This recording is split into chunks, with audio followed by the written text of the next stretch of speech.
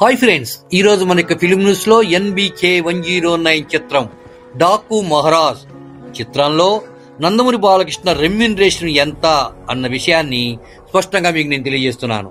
నందమూరి బాలకృష్ణ నటిస్తున్నటువంటి 109వ చిత్రం డాకు మహారాజ్.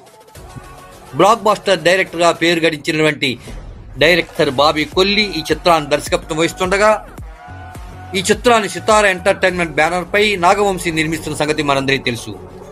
అందుకే డాకు మహారాజ్ చిత్రంపై నాగవంశీ కూడా పలుమార్లు అనేక విషయాలను తెలియజేశారు. ఈ చిత్రం నుంచి ఇప్పటి వరకు విడుదలైన పోస్టర్స్ బాగా హైపునిచ్చాయి. ముఖ్యంగా బాలయ్య గతంలో ఎన్నడీ చూడని విధంగా పోస్టర్స్ ఉన్నాయి. రాజస్థాన్ బ్యాక్ డ్రాప్ లో తెరకెక్కిస్తున్న ఈ చిత్రాన్ని జనవరి 12వ తేదీన ప్రేక్షకుల ముందు తీసుకురావడానికి అన్ని రంగాలను సిద్ధం చేస్తున్నారు. ఈ చిత్రానికి డాకు మహారాజ్ పెట్టినప్పటి నుంచి బాలయ్య అభిమానులు ఎగ్జైట్ గా దీని మీద అంచనాలను పెంచేసుకుంటూ పోతున్నారు. డాకు మహారాజ్ చిత్రంపై అటు సినీ వర్గాల్లోనూ చలనచిత్ర రంగంలోనూ భారీ అంచనాలు పెరిగిపోయాయి.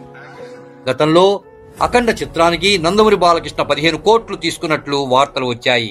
ఆ తర్వాత భగవంత్ కేసరి చిత్రానికి 25 కోట్లు తీసుకున్నట్లు కూడా వార్తలు వచ్చాయి. వీరసింహారెడ్డి చిత్రానికి 30 కోట్లు తీసుకున్నట్లు సోషల్ మీడియాలో వైరల్ అయిన సంగతి మనందరికీ తెలుసు. ఇప్పుడు ఈ డాకు మహారాజ్ చిత్రానికి సుమారు 35 కోట్ల వరకు రెమ్యూనరేషన్ తీసుకున్నట్లు చలనచిత్ర పరిశ్రమలో టాక్ వినిపిస్తున్నది. ప్రస్తుతం ఇప్పుడు ఉన్న హీరోలలో ఇంత మొత్తంలో చాలా తక్కువ మంది అందుకుంటున్నారు. అయితే బాలయ్య అభిమానులు మాత్రం గత 2-3 చిత్రాల కంటే ఈ చిత్రానికి ఎక్కువ రెమ్యూనరేషన్ తీసుకున్నట్లు సోషల్ మీడియాలో వైరల్ చేయటమే కాకుండా ఈ చిత్రానికి దాదాపు 35 కోట్లు తీసుకున్నట్లు కూడా ప్రచారం చేస్తున్నారు. ఇక అఖండ 2 చిత్రానికైతే నందమూరి బాలకృష్ణ 45 కోట్లు రెమ్యూనరేషన్ తీసుకున్నట్లు కూడా వార్తలు వచ్చేస్తున్నాయి. ఏది ఏమైనా మహారాజ్కి మాత్రం 35 కోట్ల వరకు రెమ్యూనరేషన్ తీసుకున్నట్లు మాత్రం ఇండస్ట్రీలో టాక్ విపరీతంగా వినిపిస్తున్నది. మరి డాకు మహారాజ్ ఎంత రికార్డులను సృష్టిస్తుందో, ఎంత ప్రపంచం సృష్టిస్తుందో జనవరి 12వ తేదీన చూద్దాం. అంతవరకు ఈ చిత్రానికి సంబంధించిన పలు విషయాలు తెలుసుకుంటూనే ఉందాం.